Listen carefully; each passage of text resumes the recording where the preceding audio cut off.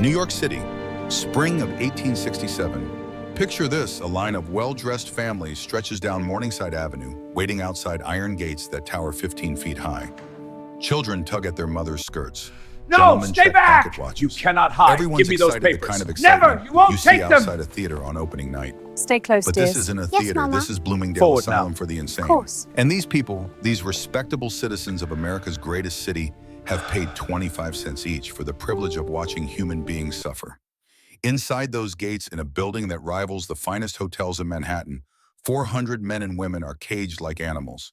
Some scream, some weep, some simply stare at the walls, their minds shattered by treatments that would make medieval torturers blush. And every Wednesday and Saturday, for 3 hours each afternoon, the asylum opens its doors to anyone with a quarter and a curiosity about madness.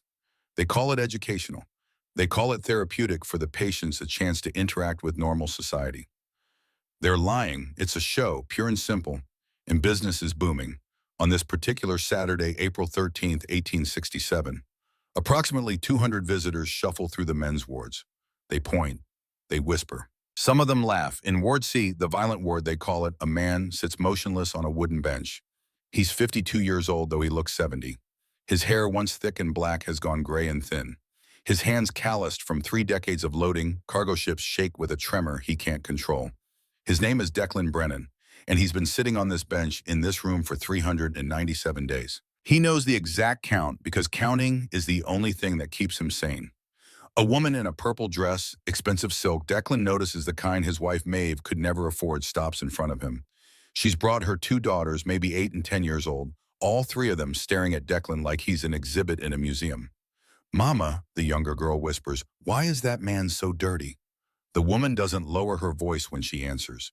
Why would she? He's just a lunatic. Probably can't even understand English anymore. The attendants bathe them once a week, darling, but some of them fight it. They're not like us. Declan wants to tell her that he showered every morning for 34 years before coming to work at the Manhattan docks, that he taught his 3 children to wash behind their ears and say their prayers before bed, that the only reason he's dirty now is because the asylum provides 1 bucket of cold water per week for 30 men to share. But he doesn't speak. He learned that lesson in his first month here. Speaking makes it worse. Speaking proves you're agitated, delusional, dangerous. Speaking gets you restrained. So Declan sits and counts. 397 days since they took him from his family. 397 days since he loaded his last cargo crate. 397 days since freedom. The woman in purple moves on to the next exhibit, a man named William, who rocks back and forth and mutters to himself in Dutch. The visitors find him fascinating. Declan goes back to counting. But here's what you need to understand. Declan Brennan isn't insane. He never was. His crime, he got old, he got injured, and he made the mistake of complaining when his employer tried to fire him without compensation after 34 years of service. That's it. That's the whole story.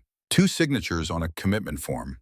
One from a doctor who examined him for 7 minutes. One from a magistrate who processed the paperwork in 3, and Declan Brennan ceased to exist as a free man. Now imagine this happening to you. You're 65 years old reading this story, maybe sitting in your living room or listening while you drive. You've worked your whole life, paid your taxes, raised your kids, did everything right, and then one day you become inconvenient. Too expensive to keep around, too broken to be useful anymore. So someone signs some papers and you disappear. Think it can't happen. It already did. To thousands of men just like you. Men who built America with their hands and their backs and their sacrifice. This is their story. This is Declan's story. And before it's over, you're going to understand exactly how a promise became a prison and why the ghosts of that betrayal still haunt us today. Let's go back before the asylum. Back when Declan still believed in the American dream. 1832, County Cork, Ireland. Declan is 17 years old, standing on a dock with everything he owns tied up in a canvas sack. His mother is crying. His father, a man whose back is permanently bent from 30 years of tenant farming on land he'll never own, grips Declan's shoulder. "America," his father says. The word comes out like a prayer. They say a man can make something of himself there. They say hard work matters. Declan nods. He's heard the stories too. Streets paved with gold, land for the taking, opportunity. The truth, of course, is messier, but it's also not entirely a lie. Declan arrives in New York Harbor on a coffin ship. That's what they call the immigrant vessels because so many passengers die on the crossing. He survives. Barely. Loses 15 pounds. Watches 3 children and an old woman get buried at sea. But he survives. And for the first few years, America keeps its promise. Declan finds work on the Manhattan docks. The pay is brutal, $9 a week for 12-hour days of loading and unloading cargo ships. The work destroys men's bodies, hernias, broken bones, crushed hands, back injuries that never heal. But it's honest work, and it pays. In 1838, Declan meets Maeve O'Sullivan at a church social. She's 19, fresh off the boat herself, working as a seamstress in a textile factory. They court for 6 months. Declan too shy to do more than hold her hand and marry in a ceremony that cost them $3 total. They're happy. Poor but happy. The children come Cormac in 1840, Bridget in 1843, Sean in 1848. Declan keeps loading ships. Year after year, crate after crate. His hands become leather. His shoulders broaden. His back develops a permanent ache that he learns to ignore. But he's building something. A life. A family. A future. And then everything changes. 1861. Fort Sumter. The country tears itself apart. Declan is 46 years old, too old for the draft technically, but the Union Army needs bodies and the 69th Infantry, New York's Fighting Irish, is recruiting. Here's the thing, Declan doesn't give a damn about states' rights or constitutional theory. But he understands something simpler. The Union is offering a signing bonus of $100. That's more than 2 months' wages. Enough to pay off debts. Enough to make sure Maeve and the kids have something if he doesn't come back. And beyond the money, there's something else. For 29 years, Declan has been that Irish immigrant. People spit when he walks by. Shopkeepers watch him like he's going to steal. Newspapers run cartoons showing Irishmen as ape-like drunks. But if he fights, if he bleeds for this country, maybe then they'll see him as American. So Declan enlists. He serves for 2 years, 1861 to 1863. Sees action at Bull Run, Antietam, Fredericksburg. The worst is Gettysburg, July 1863. On the 3rd day of battle, a Confederate artillery shell explodes 20 feet from Declan's position. Shrapnel tears through his left leg, not enough to amputate, but enough to leave fragments of metal buried in the muscle that doctors can't fully remove. He also develops what the Army surgeons call soldier's heart. Nightmares, violent tremors, and inability to hear loud noises without dropping to the ground in panic. We have a different name for it now. Post-traumatic stress disorder, PTSD. But in 1863, they just call you broken. Declan gets an honorable discharge and a certificate for a pension, $30 per month, for service-connected disability. Sounds good, right? Wait for it. He returns to the docks in late '63. His old supervisor takes him back, but the work is harder now. Declan's leg never heals properly. Cold weather makes it seize up. Heavy lifting causes shooting pains that drop him to his knees. But he pushes through, because that's what men do. That's what workers do. You push through. For 3 more years, Declan loads cargo, slower than before, in constant pain. But he shows up every day, rain or shine, summer heat or winter ice. And then comes March of 1866. Declan is 51 years old. He's been working the docks for 34 years. His body is wrecked, chronic back pain, arthritis in both hands, the leg injury that never fully healed, and lungs damaged from years of breathing in coal dust and sea air. His supervisor, a man named Edmund Caldwell, calls him into the office. Brennan, Caldwell says, not looking up from his paperwork, "We're making some changes, bringing in younger men. You understand." Declan feels his stomach drop. "You're firing me, letting you go, with our gratitude for your years of service." Gratitude, Declan's voice rises despite himself. "I've given you 34 years. I've worked through injuries that would have killed lesser men, and you're throwing me out with nothing." Caldwell finally looks up. His expression is cold. "Watch your tone, Brennan. I don't appreciate being spoken to that way. I don't appreciate being disposed of like garbage." Declan slams his fist on the desk. Not hard, just enough to make the inkwell rattle. That's his mistake. That moment and that single gesture of frustration from a man who sacrificed everything becomes his crime. Caldwell stands up slowly. "You're clearly unwell, Brennan. Violent. Unstable. I think you need medical attention. I need my job. I need to feed my family. This conversation is over. Security will escort you out." 2 dock workers, men Declan has worked alongside for years, grab his arms and march him through the warehouse. Past crates he's loaded. past ships he's unloaded, past 34 years of labor that suddenly mean nothing. They dump him on the street. Declan walks home in a daze. How does he tell Maeve? How does he explain to Cormac, 26, now married with a baby on the way, that his father has failed? But when he arrives at their tenement apartment, two men are waiting. One is Dr. Howard Blackwell, physician, well-dressed, carrying a leather bag. The other is a police officer. Mr. Brennan, Dr. Blackwell says smoothly, your employer has expressed concern about your mental state. I'm here to conduct an evaluation. I don't need an evaluation. I need my job back. I understand you've been experiencing violent outbursts, aggression toward authority figures. I got angry. That's not a crime. Dr. Blackwell makes a note in a small journal. Elevated emotional response. Inability to regulate affect. The examination lasts 7 minutes. Blackwell asks questions designed to trap. Do you hear voices? Do you feel that people are conspiring against you? Have you had thoughts of harming yourself or others? Declan answers honestly. No to the voices. Yes, he feels people are conspiring because they literally are. And no, he hasn't thought about harming anyone except maybe Edmund Caldwell. And that's just normal anger, not actual intent. Blackwell writes it all down, spins it. 20 minutes later, Dr. Blackwell and Officer Murphy escort Declan to a magistrate's office. The magistrate, a man Declan has never met, reviews the paperwork for approximately 3 minutes. Mr. Brennan, based on Dr. Blackwell's evaluation and your employer's testimony, I'm committing you to Bloomingdale Asylum for treatment of acute melancholia with violent tendencies. Wait, what? No, I'm not insane. The doctor has determined. The doctor talked to me for 7 minutes. The magistrate bangs his gavel. Mr. Brennan, your agitation only confirms the diagnosis. Officers take him into custody. Declan fights. Not violently, he's not stupid, but he resists, tries to explain, tries to make them understand. It doesn't matter. By sunset on March 15th, 1866, Declan Brennan is in a wagon heading north to Bloomingdale Asylum. He'll spend the next year and 10 months there. But here's the part that should make you furious. Declan's not alone. Between 1850 and 1880, New York State's asylum population grows by 927%. 927%. That's not a gradual increase. That's an explosion. And who fills these asylums? Working-age men make up 41% of the total population. Of those men, 23% are veterans. Most of the rest are laborers, dock workers, factory workers, miners, railroad men. The stated causes of insanity on commitment forms read like a catalog of normal life experiences. Intemperance, 34%. Translation, they drank to cope with injuries and were labeled alcoholics. Business anxiety, 18%. Translation, they lost their jobs and got depressed. Soldier's heart, 12%. Translation, PTSD from war. Constitutional weakness, 15%. Translation, they got old or disabled. Unknown, 21%. Translation, families were too ashamed to admit they just couldn't afford to keep the person around. Here's what scholars won't tell you. In polite company, the asylum system wasn't designed to heal anyone.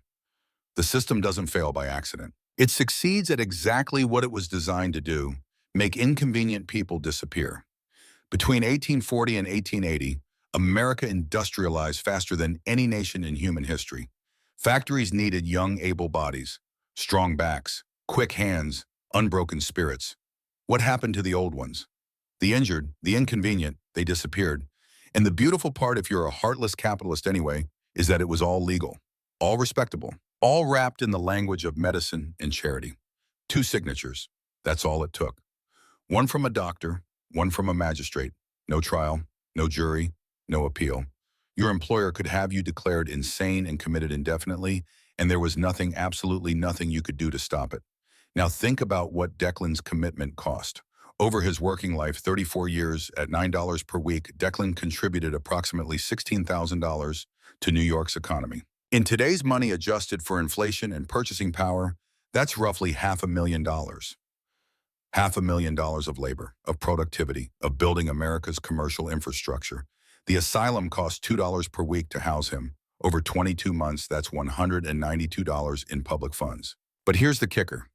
Edmund Caldwell, the supervisor who fired Declan, he replaced Declan with a 22-year-old immigrant willing to work for $6 a week, saved $3 per week by disposing of Declan. Over 22 months, Caldwell's company pocketed $286 in savings. Declan's labor built America. His disposal was just good business. And if you think this is ancient history that doesn't matter anymore, keep listening. Bloomingdale Asylum sits on a hill overlooking the Hudson River. From a distance, it looks almost beautiful. Gothic architecture, manicured lawns, trees lining a long gravel driveway. Up close, you notice the details. The windows on the lower floors have iron bars. The garden walls are topped with broken glass. The main entrance has a guard station. The asylum masquerades as a hospital, but the iron bars and guard stations tell a different story. This is a fortress designed to keep people in, not help them heal. Declan's first night is a nightmare he'll never fully remember and never completely forget. They strip him naked in a room with no heat. March in New York, still winter, really. He can see his breath. A matron built like a longshoreman inspects him for lice, finds none, which seems to disappoint her. She would have enjoyed the delousing process. Then comes the bath. They call it hydrotherapy. Declan will later learn that fancy medical term.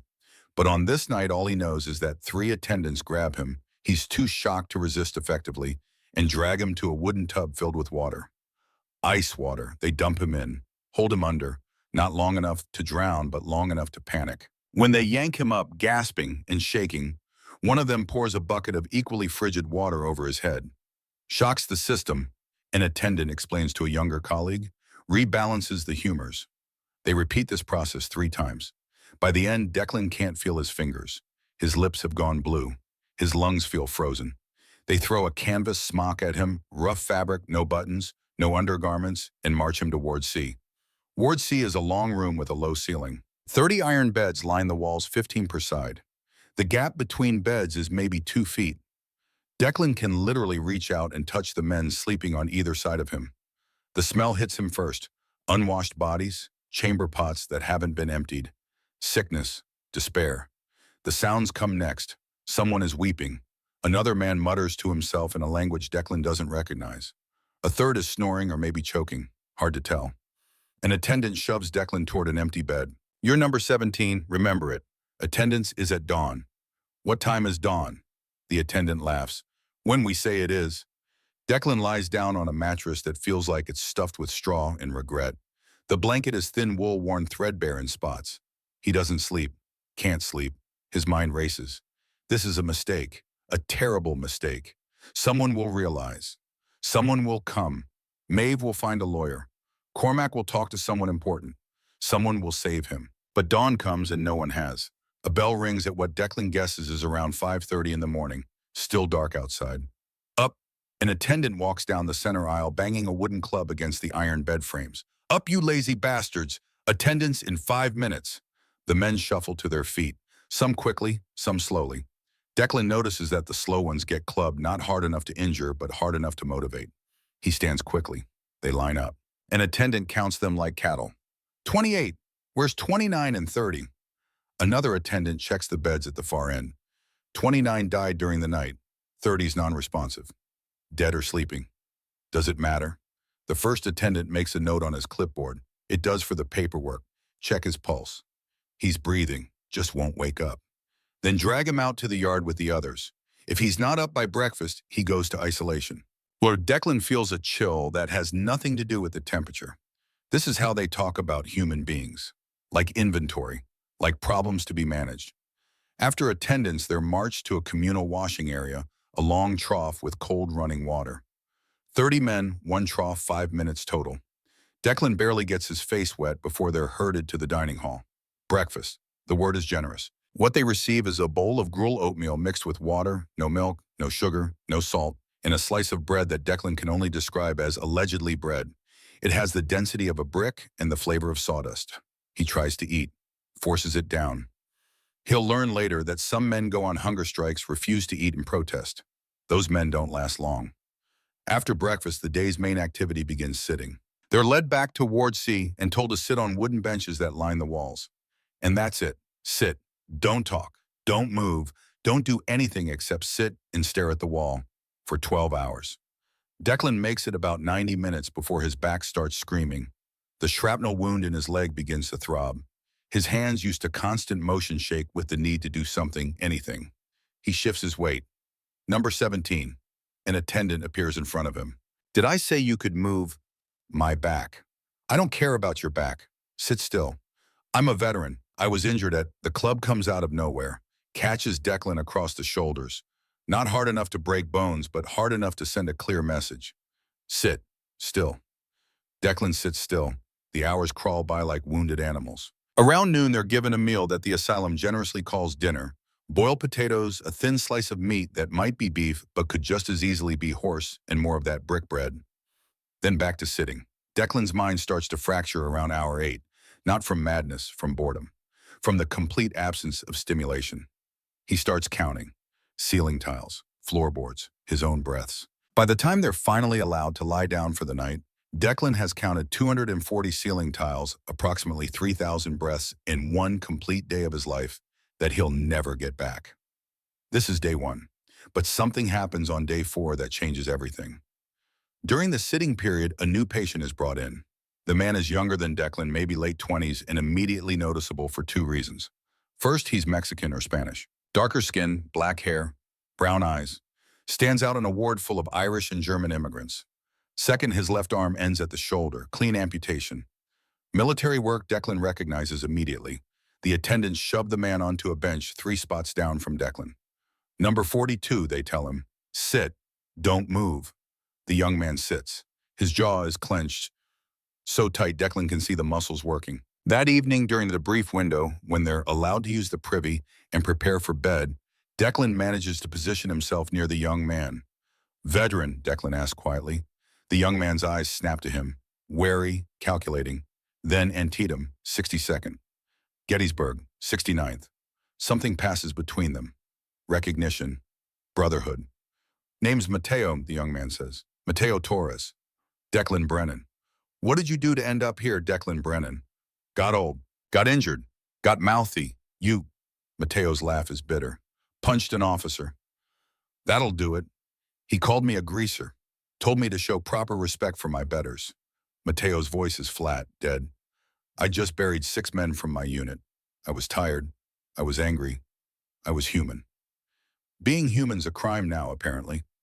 They're separated before they can talk more, but something has started. An alliance. Over the next few weeks, Declan and Mateo find ways to communicate. Brief exchanges during meals. Whispered conversations after lights out. Shared looks during the endless sitting. Declan learns Mateo's full story in pieces. Born in Texas when it was still part of Mexico. Family lost everything when Texas joined the Union. Mateo grew up poor Mexican in a state that increasingly didn't want Mexicans. When the war started, he enlisted anyway. Wanted to prove something. Wanted to be seen as American.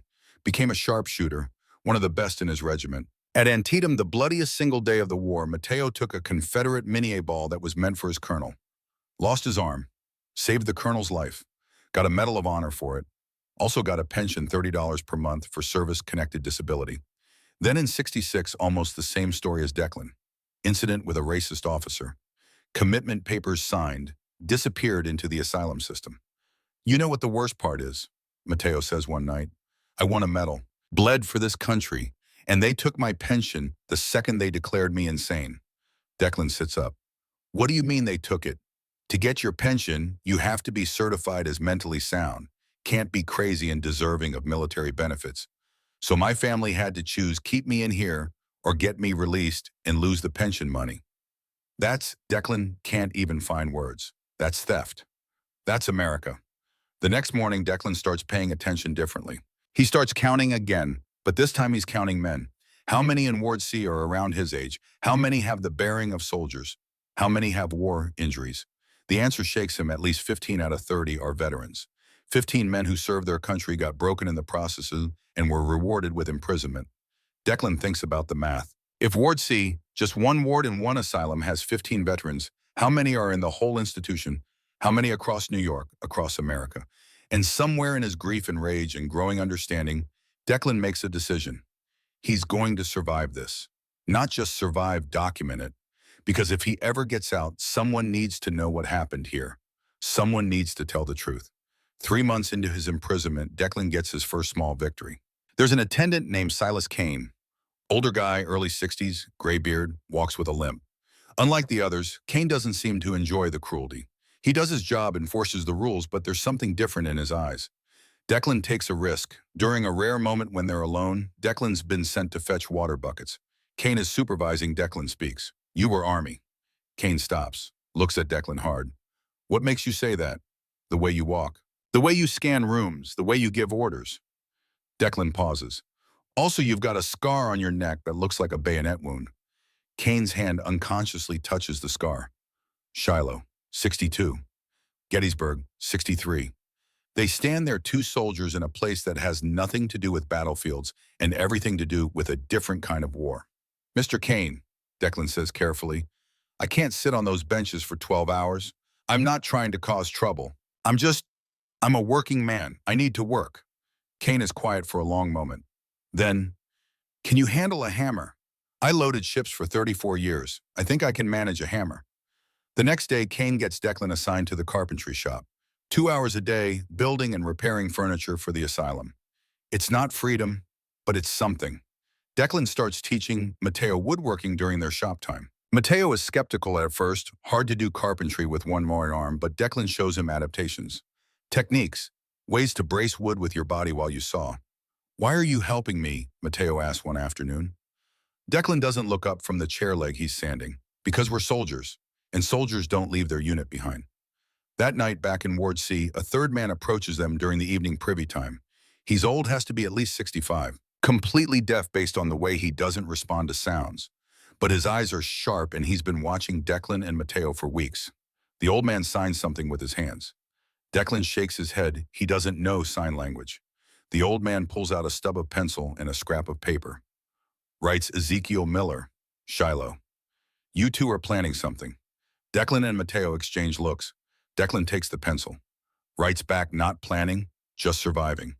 Ezekiel reads it, smiles. Writes, surviving is planning. Count me in. And just like that, they're three.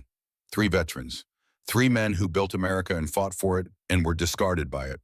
Three men who are about to become very dangerous to a system that depends on silence. But they don't know that yet. Right now, in the spring of 1867, they're just trying to make it through another day of sitting on benches and eating terrible food and being treated like animals. Right now, they still believe that someone, maybe a lawyer, maybe a politician, maybe just someone with a conscience will notice what's happening and put a stop to it. Right now, they still have hope. That hope will be tested soon enough. But for now, it's enough to keep them breathing. Summer arrives at Bloomingdale like a punishment from God. The asylum wasn't built for heat. Stone walls that trap cold in winter trap heat in summer. The upper floors where the violent and chronic cases are housed become ovens. Men sleep on top of their blankets, gasping for air that feels like breathing soup. In Ward C, the smell becomes unbearable. 30 unwashed bodies. Chamber pots that don't get emptied often enough. The sour-sweet stench of illness. Declan has been here 10 months now. 300 days, give or take. He's stopped expecting rescue. Maeve hasn't visited, probably can't afford the trolley fare out here, or maybe they're not allowing visitors. He wouldn't know. Nobody tells the patients anything, but something is changing in the asylum. Declan can feel it. There are more men now. Ward C is overcrowded. They've added extra beds, cramming them into spaces that barely fit. Where there used to be 2 feet between beds, now there's 6 inches. Men sleep elbow to elbow. The food portions are getting smaller. The bread is getting harder. The gruel is getting thinner. And the staff, they're getting meaner. Silas Kane pulls Declan aside one afternoon in the carpentry shop. His face is grim. Budget got cut, Kane says quietly, pretending to inspect Declan's work on a table leg. 30% across the board. Declan keeps sanding, doesn't look up. Learn that skill, how to have a conversation without appearing to have one. War's expensive, Declan says. Guess we're not the priority anymore. It's worse than that. Kane glances toward the door, making sure they're alone. The Board of Governors is talking about bringing in a new medical director, someone who will modernize operations. What's wrong with Dr. Whitmore? He costs money, believes in that moral treatment nonsense, individual attention, therapeutic work, all that bleeding heart Quaker bullshit. Declan finally looks up. You don't believe in it. I believe in it, but I'm not the one making decisions. The people who run this place, they believe in ledgers. And the ledger says, we're spending too much keeping lunatics comfortable. We're not lunatics. I know that, you know that. Doesn't matter what we know. That conversation happens in June of 1867. By September, Dr. Marcus Whitmore is gone. The new medical director arrives on a Tuesday morning. His name is Dr. Ambrose Blackwell, no relation to the doctor. Howard Blackwell, who committed Declan. Though the coincidence makes Declan's skin crawl. Dr. Ambrose Blackwell is 52 years old, Yale-educated, and has the kind of face that looks like it's never smiled in its life. Cold eyes, thin lips, the posture of a man who measures everything and finds most of it wanting. His first act as director mandatory staff meeting. Silas Kane tells Declan about it later, word for word. Blackwell stood at the front of the room, hands clasped behind his back, and delivered what he called his philosophy of care. Gentlemen, Blackwell began, this institution has been operating under a delusion. The delusion that insanity is curable through kindness, that madmen respond to gentle treatment and moral persuasion. He paused. Let that sink in. I am here to tell you that this approach is not only ineffective, it is dangerous. These men are not patients. They are inmates. They are here because society cannot function with them in it. Our job is not to heal them. Our job is to contain them. Someone Kane didn't say who asked about the therapeutic work programs, the carpentry shop, the garden assignments. Blackwell's response was immediate. Discontinued, effective immediately. These men will sit in their wards. They will be silent. They will be still. Discipline is the only medicine that works for a disordered mind. Kane said you could feel the room go cold. In the veterans ward, another attendant asked, Dr. Whitmore set up special accommodations. There will be no special accommodations. Blackwell's voice was ice. A madman is a madman. I don't care if he fought at Gettysburg or Shiloh or Bull Run. Mental deficiency negates military service. All patients will be housed according to severity of condition, not their former professions. The veterans ward, the one place in the asylum where men like Declan and Mateo could maintain some shred of dignity, was dissolved that afternoon. Declan, Mateo, and Ezekiel are separated. Declan stays in Ward C. Mateo gets moved to Ward B, supposedly for less violent cases, though the real reason is that someone on staff doesn't like having a Mexican in Ward C. Ezekiel gets sent to the 4th floor where they put the elderly chronic cases who are expected to die quietly. That night, Declan lies on his bed, now crammed so close to the next one, that he can hear the man beside him breathing and feels something break inside his chest. It's not despair. Not exactly. It's the death of hope. He's been telling himself for 10 months that this is temporary, that someone will figure out the mistake, that the system will correct itself. But there is no mistake. There is no correction coming. The system doesn't fail by accident. It succeeds at exactly what it was designed to do, make inconvenient people disappear. And Declan Brennan, dock worker, veteran father, husband, is going to die here, unless he does something about it. The restraints return in October. Dr. Blackwell's second major policy change, reinstatement of mechanical restraints for violent and uncooperative patients, which in practice means anyone who complains. Declan sees it happen to a man named Patrick O'Reilly first. Patrick's crime: he asked an attendant why the portions at breakfast had gotten smaller. That's it. That's the whole offense. 2 attendants grab Patrick, strap his arms behind his back with leather restraints, buckle them so tight that Patrick's hands start turning purple within minutes. Then they seat him in what they call the quieting chair, a wooden chair with built-in restraints for arms, legs, chest, and neck. Once you're strapped in, you can't move anything except your eyes. Patrick sits there for 8 hours. No food, no water, no bathroom breaks. When they finally release him, Patrick can't feel his hands. Takes him 2 days to regain full sensation. The message is clear: obedience or suffering. Most men choose obedience, but not all. 3 weeks after the restraints policy begins, Declan witnesses something that will haunt him for the rest of his life. It's a Sunday morning. The wards are quieter on Sundays, fewer attendants on duty, no visitors allowed, just the patients and the silence. Declan hears shouting from the far end of Ward C. Male voices, but he can't make out the words. Then footsteps. Running. Heavy and urgent. 4 attendants appear, dragging a man between them. The man is fighting, not violently, just desperately, trying to pull away. Please, the man is saying. Please, I didn't mean, I'm sorry. Declan recognizes him, Thomas Ashford, 40-something, former railroad worker. Been here about 6 months, quiet guy. Never causes trouble. The attendants throw Thomas onto his bed. 3 hold him down while the 4th produces leather straps. What did he do? Someone whispers. Tried to mail a letter, an attendant says. Found it hidden in his mattress. Against the rules. They strap Thomas spread eagle to the bed frame. Arms and legs pulled wide. Can't move. Can barely breathe. Then the attendant in charge, a man named Grady, who seems to genuinely enjoy his work, produces something that makes Declan's stomach turn. A leather gag. They force it into Thomas's mouth. Strap it behind his head. You want to speak out of turn, Grady says conversationally. You don't speak at all. They leave Thomas like that, strapped down, gagged, displayed for everyone in the ward to see. The message is even clearer now, silencer this. Thomas stays restrained for 16 hours. By the time they release him, he's soiled himself. He's weeping. He's broken. Declan watches all of this from his bed, 15 feet away, and feels a rage so pure it nearly chokes him. But he doesn't move, doesn't protest, doesn't do anything except lie there and breathe. The asylum is becoming a tomb for the living, and winter hasn't even arrived yet. November 1867 brings the first snow. It also brings Declan's first visitor in 11 months.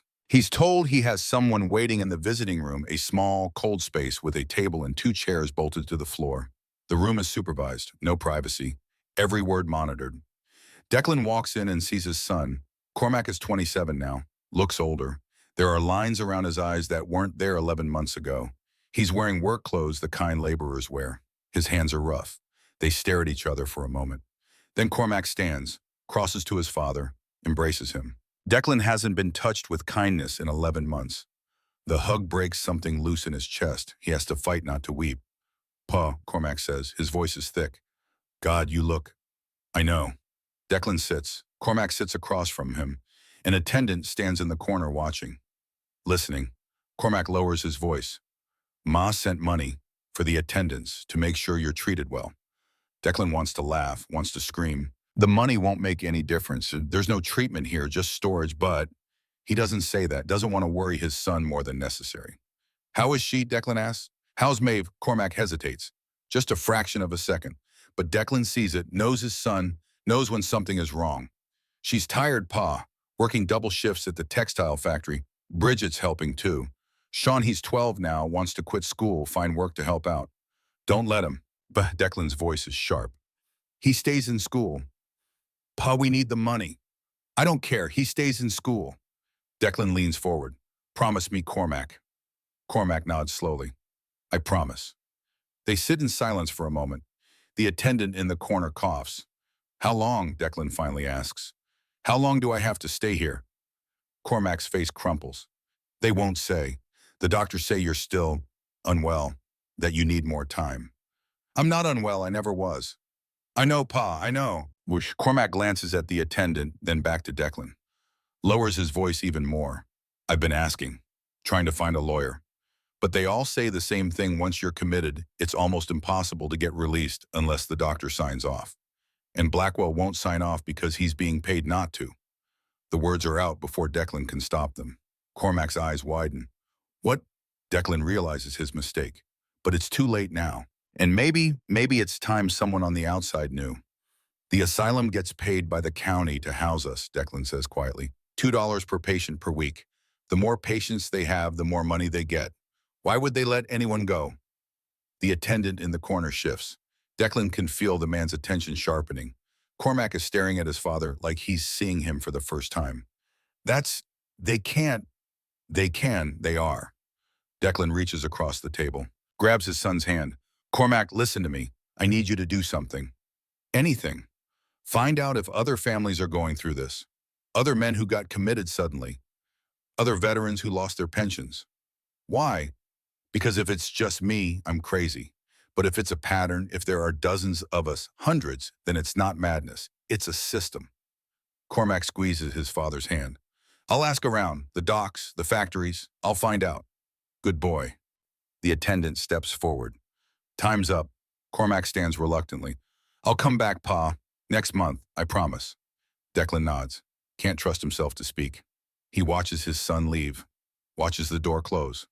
Then he's escorted back to Ward C, where 30 men sit on benches and stare at walls, and the only sound is breathing and the occasional sob someone tries to muffle. It takes 3 weeks to manage it. Ward B and Ward C share a common recreation yard, a patch of dirt 50 feet square, surrounded by brick walls topped with broken glass. Patients are allowed outside for 30 minutes twice a week, weather permitting. Declan spots Mateo in the yard during December's first outdoor period. Mateo looks worse than when they were separated. Thinner. There's a bruise on his face, fresh and purple. They can't talk openly. Attendants are watching, but they've developed a system. Work near each other. Speak quietly while pretending to do something else. Declan bends down, pretending to tie his shoe. Mateo stands nearby, facing away. You look like hell, Declan says to his shoe. Feel worse. Mateo's voice is flat. They don't like Mexicans in Ward B. Someone decided to teach me a lesson. They hurt you. Nothing I can't handle. Pause. You hear about Washington. Declan's hand still. What about him? Robert Lee Washington, freedman, former slave, was in the colored troops. I know who he is. What happened? Mateo is quiet for a long moment. When he speaks again, his voice is barely audible. He killed himself 3 nights ago. The world tilts. Declan has to grip his knee to stay steady. How bum. Hanged himself in the 4th floor privy, used his shirt. Mateo swallows hard. Left a note. What did it say? Silas Kane told me. Said Washington wrote, I survived 23 years of slavery, survived 4 years of war, but I can't survive this. I'm 44 years old. This isn't living. This is dying slow, and I'm tired of waiting for death to catch up. Declan closes his eyes. 44 years old. Survived horrors Declan can't even imagine. And this place, this asylum that's supposed to heal people, broke him. There's more, Mateo says. The note was addressed to us, to the veterans still here. Said, you are not crazy, you are prisoners. Fight or die fighting. But don't die waiting. Declan opens his eyes, stares at the frozen dirt beneath his feet. He's right, Declan says finally. We can't wait anymore. What are you thinking? I'm thinking we need to get word out to someone on the outside who'll listen. How they screen our letters, monitor visitors. Then we don't use letters and we don't wait for visitors. Declan stands up, faces Mateo. We find another way. An attendant is walking toward them. They separate casually like the conversation never happened. But something has been set in motion. Robert Lee Washington didn't die for nothing. His death, his final act of resistance, is about to become the spark that lights a fire. That night, Declan can't sleep. He lies on his bed listening to the sounds of 30 men breathing and thinks about mathematics. How many men are in this asylum? 400, maybe more. How many are veterans? If Ward C is representative 15 out of 30, that's 50%. 200 veterans. How many are wrongfully committed? How many are like him, thrown away because they got old or injured or inconvenient? And if Bloomingdale is doing this, how many other asylums across New York are doing the same? Across America. If there are 50 asylums in New York State, a conservative estimate, and each one houses 400 patients, that's 20,000 people. If half are veterans, that's 10,000 men who fought for their country and are now imprisoned by it. And their pensions. $30 per month times 10,000 men equals $300,000 per month. $3.6 million per year. Money that's supposed to go to disabled veterans and their families. Money that's being stolen, legally stolen, by declaring the veterans insane. Declan feels sick. This isn't just about him. This isn't even just about Bloomingdale. Someone needs to know. Someone needs to expose this. But who and how Declan thinks about Cormac's visit. His son is asking around, gathering information. But that's not enough. They need proof, documentation, something undeniable. And Declan knows where that proof is: Dr. Blackwell's office. The medical director keeps files on every patient, admission records, financial ledgers, correspondence with the Board of Governors. If Declan could get his hands on those files, if he could somehow smuggle them out to someone who'd publicize them. The thought is interrupted by a sound, soft at first, then louder. Someone is weeping. Declan looks around in the darkness. Can't tell who it is. Could be anyone. The weeping continues. Quiet, broken sobs. A sound so common now it's almost become part of the asylum's architecture, like the cracking plaster and the smell of unwashed bodies. No one moves to comfort the man. No one speaks. They've all learned showing weakness invites attention. And attention here is never good. Declan closes his eyes. The answer comes from an unexpected source. 2 weeks later, just before Christmas, Declan is summoned to Dr. Blackwell's office. This is unusual. Patients don't get called to the director's office unless something is very wrong. Declan is escorted by 2 attendants, which only increases his anxiety. They walk through parts of the asylum he's never seen. Administrative corridors with actual carpeting walls, without cracks, windows without bars. This is where the staff works, where decisions get made, where the business of warehousing humans is conducted in comfort. They reach a heavy wooden door. One attendant knocks. Enter, comes Dr. Blackwell's voice. The office is exactly what Declan expected: dark wood furniture, leather chairs, a massive desk covered in neat stacks of papers. Behind the desk, Dr. Blackwell sits with his hands folded, his expression unreadable. But there's someone else in the room. A woman, 30 years old maybe, dressed in practical clothing, a simple skirt, cotton blouse, sturdy boots. She's holding a notebook and pencil. Her eyes meet Declan's and something passes between them. A flash of recognition, not that they know each other, but that they're both aware this moment matters. Mr. Brennan, Dr. Blackwell says. This is Miss Elizabeth Moreau. She's a journalist from the New York Tribune. She's writing an article about our facilities here at Bloomingdale. A journalist. Declan's heart starts racing. Miss Moreau, Blackwell continues, would like to interview some of our patients to get their perspectives on the care they receive here. I've selected you as one of our more articulate residents. The trap is obvious. Blackwell has chosen Declan precisely because he expects Declan to behave, to say the right things, to be a good example of how well the asylum treats its inmates. If Declan complains if he tells the truth, Blackwell will simply say, "See, delusional, paranoid, exactly the kind of thinking that necessitates his confinement." But if Declan stays silent, if he plays along, he loses maybe his only chance to get word out. Elizabeth Moreau is watching him. Her pencil is poised over the notebook.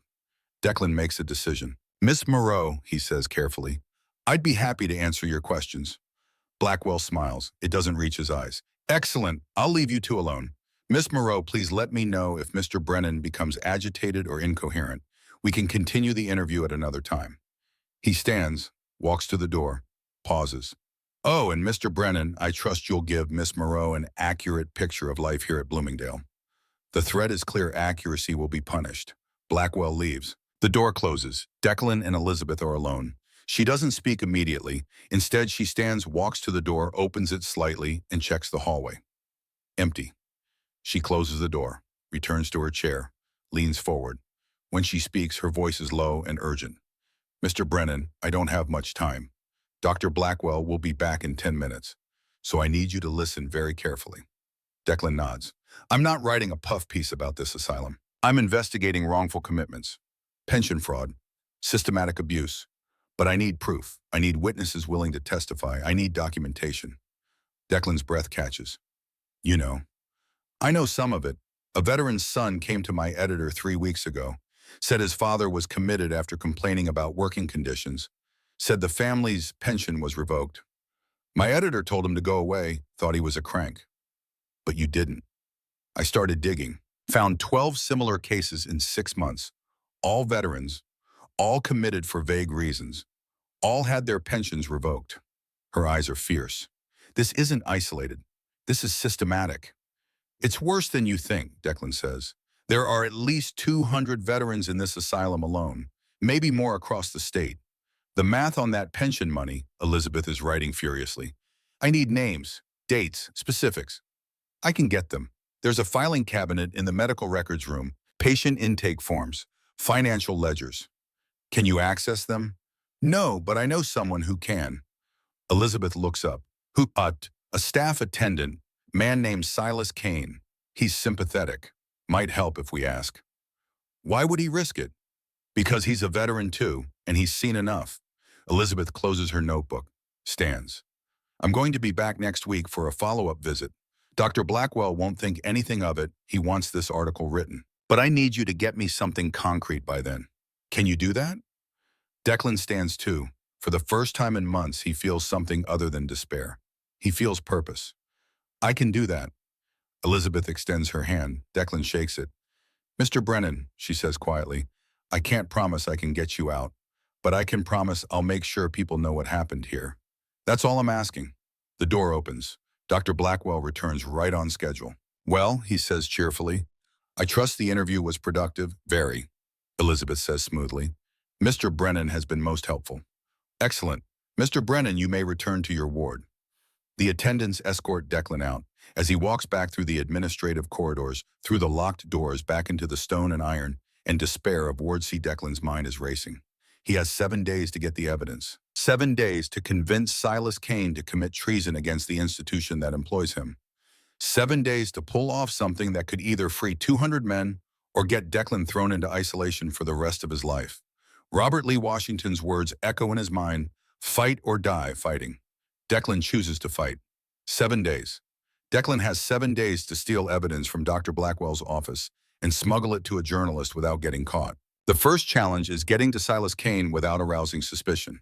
But Declan has one advantage. Even though Blackwell discontinued most work programs, he kept the carpentry shop running. The asylum needs furniture repaired. Declan is still assigned 2 hours a day in the shop, and Silas Kane still supervises. On the second day after meeting Elizabeth Moreau, Declan makes his move. He's sanding a table leg when Kane walks by to inspect the work. Declan doesn't look up, keeps his voice low. "I need to talk to you about Robert Washington." Kane's hands still for just a moment.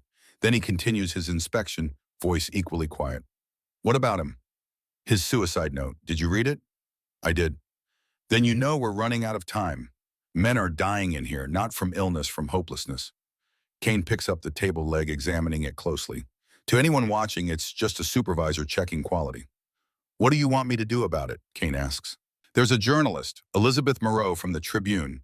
She's investigating wrongful commitments, pension fraud, but she needs proof. And you think I'm going to help you steal files from Blackwell's office? It's not a question. I think you're going to help 200 veterans get justice." Kane sets down the table leg, looks at Declan directly for the first time. "You know what they'll do to me? If we're caught, same thing they'll do to me. You're already locked up. I've got a job, a pension coming when I retire, a life outside these walls." "How do you sleep at night?" Declan asks. "Knowing what's happening here." The question hangs in the air between them. Kane's jaw tightens. For a long moment, he doesn't speak. "Then my daughter had a baby last year. Boy, healthy, beautiful. Her husband's a good man, works in a factory." Declan doesn't understand where this is going, but he stays quiet. "Last month," Kane continues, "the factory had layoffs. My son-in-law got let go. He's 32 years old, strong, willing to work, but there are no jobs. And he's starting to drink, starting to get angry." Kane picks up a piece of sandpaper, runs his thumb across it. "I look at him, and I see every man in this asylum. Men who were one bad month away from being here. One injury, one layoff, one moment of desperation." He looks at Declan. "You want to know how I sleep at night? I don't. Not well. Not anymore." "Then help me." Kane is silent for another long moment. Then he nods. Just once. Barely perceptible. "What do you need?" The plan comes together over the next 3 days. Declan reconnects with Matteo during outdoor recreation. "We're going to need a distraction," Declan says, pretending to examine a crack in the yard's brick wall. Matteo stands nearby, facing away. "What kind of distraction?" "Something that pulls the night attendants away from the administrative wing. 10 minutes.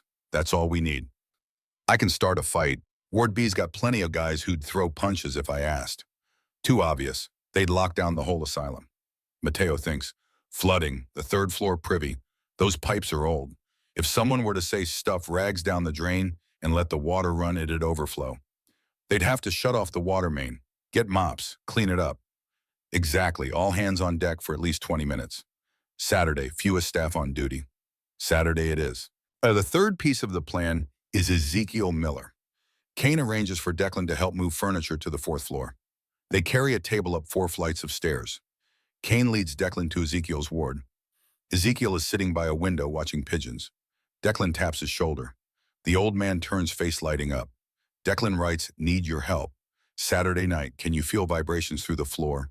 Ezekiel nods vigorously, points to his feet, then to the floor. Declan writes, "We're stealing files from Blackwell's office. Stomp if guards coming." Ezekiel's eyes widen. Then he grins, takes the pencil, writes about damn time. Saturday, December 21st, 1867, the longest night of the year. At 2 in the morning, Matteo floods the 3rd floor privy.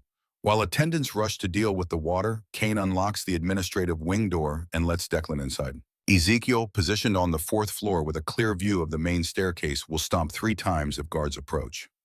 Declan has 15 minutes to find evidence. He reaches Blackwell's office. The door is unlocked to Kane's work. He slips inside. 4 tall filing cabinets line the back wall. Declan goes to the left cabinet first, pulls open the top drawer. Patient intake forms. Hundreds of them. He starts pulling files, veterans, wrongful commitments, vague diagnoses. His own file, Declan Brennan, age 51, diagnosis acute melancholia with violent tendencies. A note clipped to the Facebook, patient's employer has agreed to cover commitment costs for first 6 months. His employer paid to have him locked up. Into the canvas sack. Matteo's file, Mateo Torres, age 29, diagnosis homicidal mania secondary to racial inferiority complex. Into the sack, he moves to the financial ledgers, opens the most recent volume. County reimbursement $2 per patient per week. Current census 427. Weekly revenue $854. Patient labor value $167 per week. Visitor admission fees $94 per week. Then payment received from Manhattan Dock Company, $312 for 6-month housing of patient D. Brennan. Finally, pension intercepts. The page lists 47 names, veterans whose pensions were revoked upon commitment. Mateo Torres, $540 lost to date. Jacob Hennessy, $475. Samuel Green, $900. 47 veterans averaging $30 per month over 18 months. $25,000 in stolen pension money. Just from this asylum. Declan is ripping pages when he hears it. Stomp, stomp, stomp. Ezekiel's warning, guards coming. Declan shoves ledger pages into his sack, grabs 3 more patient files, closes cabinet drawers, footsteps in the hallway. Close, under the desk. Declan drops to his knees, crawls into the space beneath Blackwell's desk, pulls the chair in. The door opens. 2 sets of boots enter. Check the file cabinets. Drawers opening, closing. Looks fine. Blackwell's paranoid. One guard sits in Blackwell's chair, right above Declan. We're going to be here all night cleaning up that flood. No, no, no, no, stomp, stomp, stomp, stomp, stomp. 5 stomps, Ezekiel changing the signal, creating a new distraction. The hell is that? 4th floor, one of the old-timers. The stomping continues, rhythmic, insistent. Fine, let's go see. They leave. Declan waits 30 seconds, then crawls out, grabs the sack and runs. Back through the corridor, up the stairs, through the maintenance door. Silas Kane is waiting. Did you get it? Declan holds up the sack. Everything. Then get back to your ward. Now. Declan makes it back just as the night attendant wakes. Took you long enough? Sorry, stomach trouble. Declan climbs into bed, shoves the canvas sack under his mattress. His heart is still racing, but he did it. Now he just has to survive until Elizabeth Moreau's next visit. Elizabeth returns on Wednesday, December 25th, Christmas Day. Same setup. Blackwell introduces her, leaves them alone. But this time, Elizabeth doesn't waste time. Checks the hallway, locks the door. Show me. Declan produces the canvas sack. Elizabeth spreads the contents across Blackwell's desk. Patient files, ledger pages. She reads in silence for 5 minutes. Her hands tighten on the papers. This is worse than I thought. How bad? If this is happening here, it's happening everywhere. She starts organizing papers. I can publish this. 3 weeks, maybe 4. I might not have 4 weeks. He won't find out. Elizabeth pulls out a leather satchel, starts transferring documents.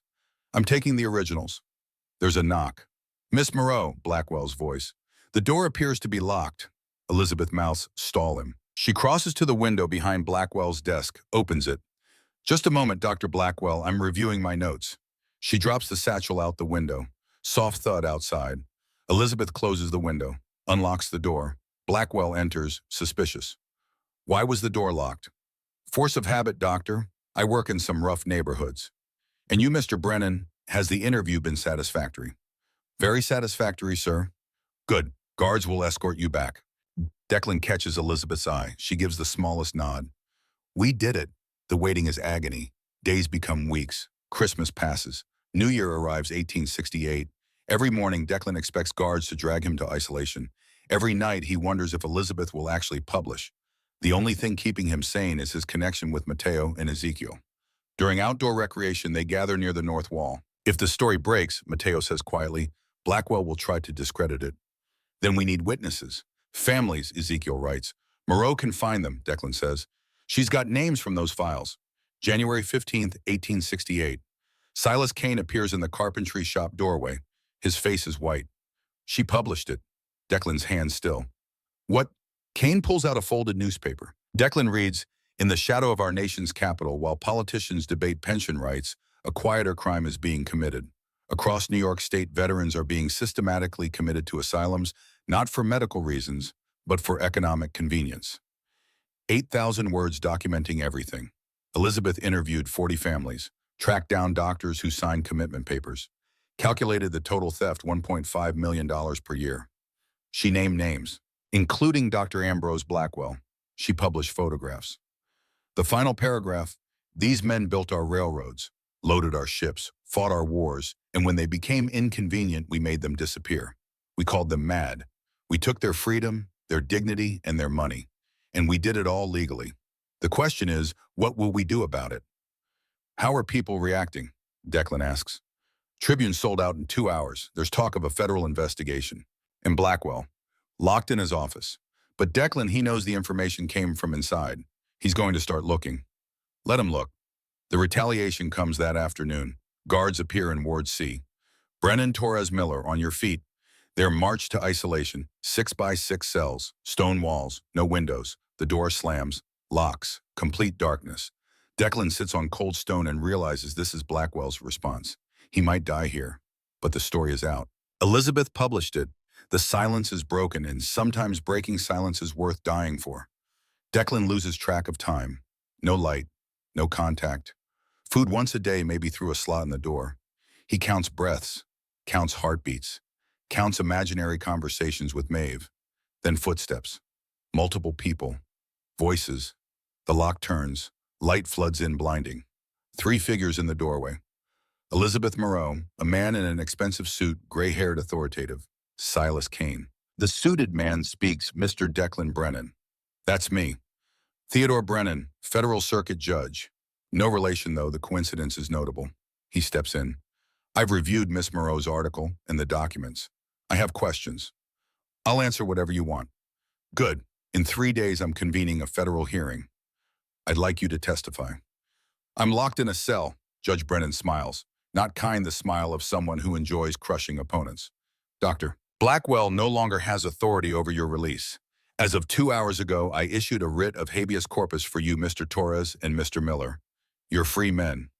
Free, after 1 year, 10 months, and 8 days. Free. What about the others? Declan asks. The other veterans. If your testimony supports Miss Moreau's reporting, I'll issue writs for every wrongfully committed veteran in New York State. The judge pauses. But I need you to stand up in federal court and tell your story. Can you do that? Declan thinks about Robert Lee Washington, about the 47 names in that ledger, about every veteran still sitting on benches in Ward C. Your Honor, Declan says, I've been wanting to tell this story for almost 2 years. Try and stop me. Federal Court, Southern District of New York, January 23rd, 1868. The courtroom is packed. Journalists, families, 5 Tribune reporters. Dr. Ambrose Blackwell sits with his attorneys. Fear in his eyes. Declan takes the witness stand. Clean clothes. Bathed, shaved, haircut. Almost human again. Judge Brennan presides. Mr. Brennan, please state your full name and occupation.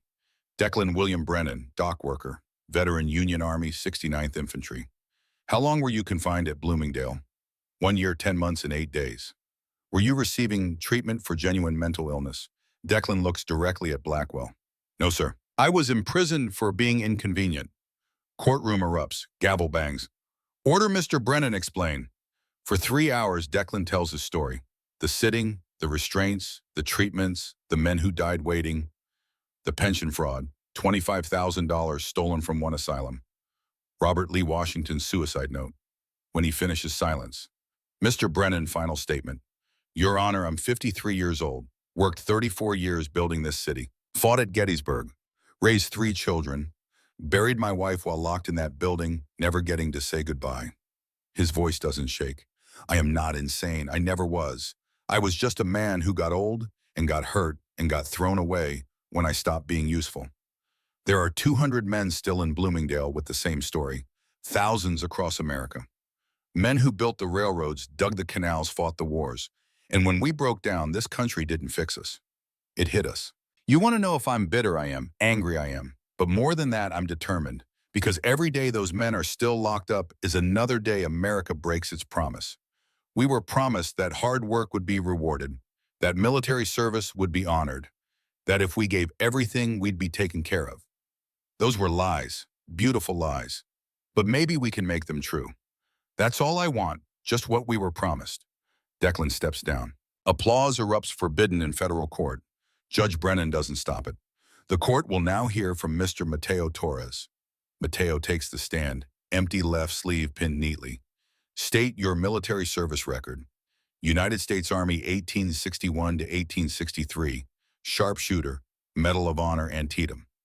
Murmurs. Describe the circumstances. Confederate sharpshooter targeting my colonel. I pushed him out of the way.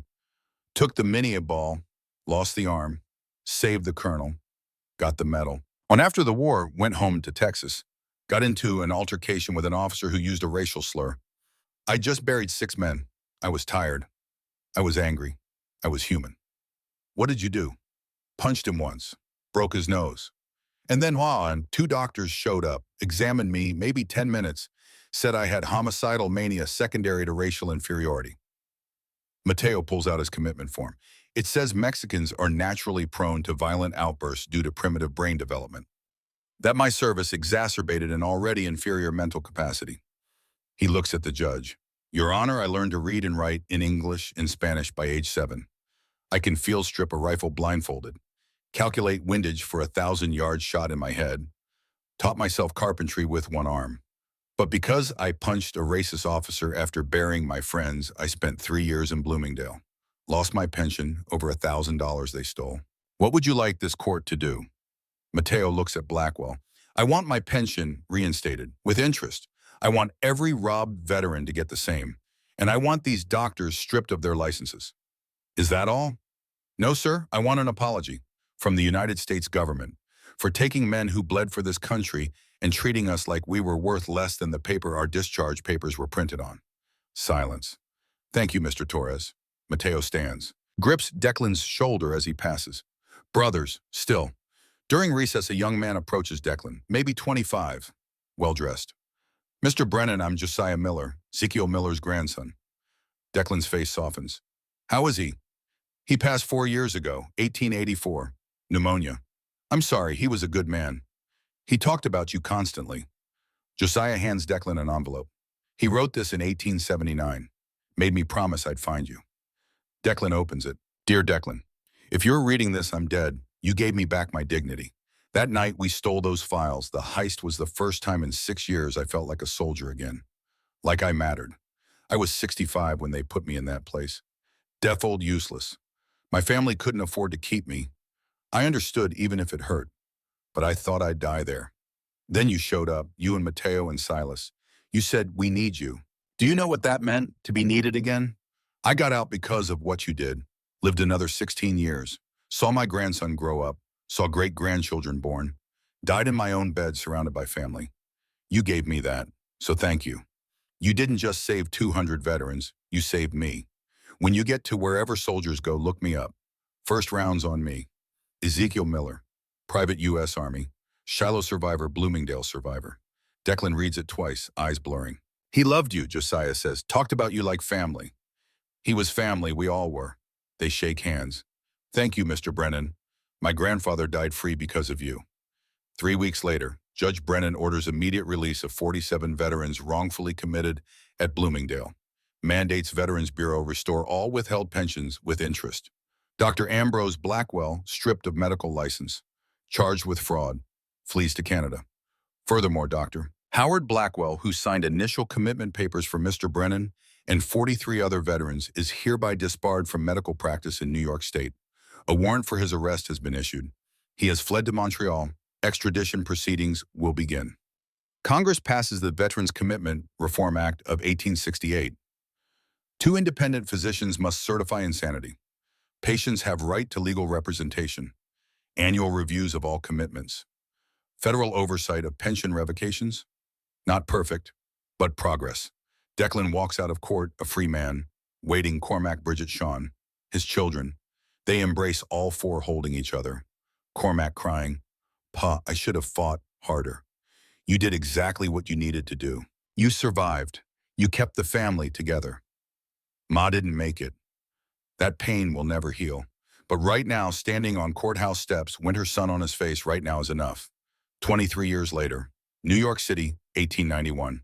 Declan Brennan is 76, back bent from 34 years of dock work and almost 2 years on wooden benches. Leg still aches with Confederate shrapnel. But he's alive. He's spent 23 years fighting, testifying, speaking, writing, refusing to let America forget. Today's ceremony unveiling a memorial at the old Bloomingdale site, now a park. Bronze plaque listing names of veterans who died in asylums between 1840 to 1890. 2,347 names. Mateo Torres is there 63, still strong, labor organizer now. Ezekiel Miller died in 1884, but his grandson represents the family. Elizabeth Moreau, 61, still writing. Silas Kane lived until 1888. Published a memoir about his 12 years in the asylum system. Required reading in medical schools now. The ceremony ends. People scatter. Declan doesn't leave immediately. He reads names. Robert Lee Washington, Patrick O'Reilly, Jacob Hennessy. Then he walks to the far edge of the park, Potter's Field, where they bury the poor, the forgotten. He stops at a marker 48 when she died, worked herself to death while her husband rotted 5 miles away. Declan kneels, places a white rose. Hello, Maeve. Quiet. No one around. I know it's been a while, 24 years. I'm sorry I wasn't there. Sorry you died thinking I'd abandoned you. That's the part that'll never heal. Not the asylum, not the torture, not the stolen years. It's knowing you died alone thinking I didn't care. He touches the stone. Cold. But I need you to know something. I got out, Maeve. Took almost 2 years, but I got out. And I didn't just survive, I fought back. Changed the laws. Freed 200 men. Spent 23 years making sure it couldn't happen as easily to others.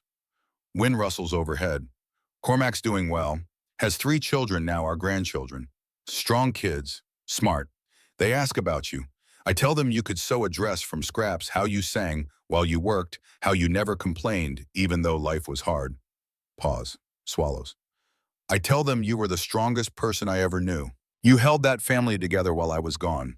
You worked yourself to death, keeping a roof over their heads. And I wasn't there to help.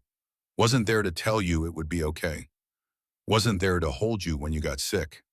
Voice breaks. I'm sorry, Maeve. I'm so goddamn sorry. Long moment. Breathing. But I kept fighting, like you taught me. Remember when Cormac was born, labor took 18 hours. You nearly died. Afterward, you looked at me and said, Brennans don't quit. We fight till there's nothing left to fight for. Smiles despite tears. Well, my girl, I fought. And I won, not just for me. For every man who got thrown away. For every family torn apart. For everyone told their suffering didn't matter. Stand slowly, knees creaking. I'll be with you soon. Not today, but soon. And when I get there, I hope you'll forgive me for taking so long to come home. Touches the stone one last time. Sleep well, Maeve. Your Declan kept his word. He kept fighting, and he won. Turns, walks back toward the memorial. Behind him, a white rose on a weathered grave. A promise kept. 24 years late. A young man approaches, maybe 25. Journalist based on the Notebook. Mr. Brennan writing about the anniversary of the asylum reform laws. Can I ask a question? Go ahead. Do you think we've solved the problem? The warehousing of inconvenient Americans. Declan looks at him, points across the park to the Manhattan skyline. You see those buildings? Someone's going to build them. Someone's going to maintain them. Someone's going to break their body doing that. And when those someones get old, get injured, get expensive, what do you think happens? The journalist doesn't answer. We didn't solve the problem. We just moved it, changed the names, made it look different. In my time, they called it an asylum. In your time, maybe you'll call it something else. But the impulse is the same. Hide the people who remind us the system breaks people. So what's the answer? The answer is what it's always been. Keep telling the truth. Keep refusing to look away. Keep reminding comfortable people that their comfort is built on someone else's suffering. Touches the bronze plaque. These men died in the dark. We drag their stories into the light. That's all we can do. Tell the stories. Remember the names. Make sure the next generation knows the cost of forgetting. Turns to leave. Mr. Brennan, do you think your grandchildren will have to fight this same fight? Declan stops. Looks back. I know they will. Because the fight doesn't end. It just changes shape. But here's what gives me hope. I survived. Mateo survived. We got out. We told our story. And because we did, 2,000 veterans got released. Laws got changed. Lives got saved. So when my grandchildren face their version of this, and they'll know it can be beaten. They'll know that ordinary people telling the truth is stronger than powerful people telling lies. That's the promise I'm keeping. Not the one America made to me. The one I'm making to them. Walks away. Behind him, 2,347 names engraved in bronze. Witnesses, reminders, ghosts who refuse to be forgotten. You're 72 years old now. You remember when promises meant something. Declan Brennan was 51 when they locked him up, 53 when he got out. He lived another 38 years fighting to make sure it never happened again. You've got time, you've got voice, you've got memories of how things used to be. Use them, because somewhere right now there's a veteran sleeping under a bridge, a factory worker being told we need younger people, a son visiting his father in a place he shouldn't be. They're waiting for someone to see them, to believe them, to fight for them. Declan waited almost 2 years for someone to care. How long will you wait to be that someone? The promise is broken, but the fight to keep it, that fight never ends. And it's your turn now.